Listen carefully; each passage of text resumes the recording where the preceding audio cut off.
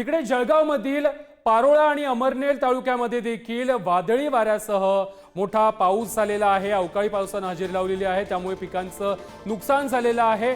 शेतकऱ्यांच्या हातातोंडाशी आलेला घास हा या अवकाळी पावसामुळे हिरावला गेलेला आहे, त्यामुळे शेतकरी हे चिंतेत सापडलेले आहेत। बाजरी, मका, गव्हाच्या पिकांचं यामध्ये मोठं नुकसान झालंय। तातडीने मदत देण्याची मागणी आता शेतकऱ्यांकडून प्रशासनाकडे केली जाते।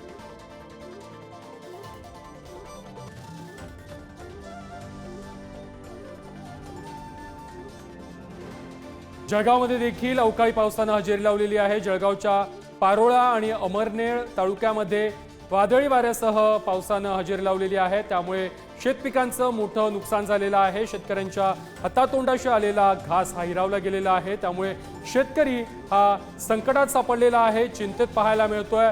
बाजरी, मका, गव्हाच्या पिकाचं या ठिकाणी मोठ्या प्रमाणावरती नुकसान झालेलं आहे आणि त्यामुळे तातडीने पंचनामे करा आणि शेतकऱ्यांना मदत द्या, अशा प्रकारची मागणी आता केली जाते।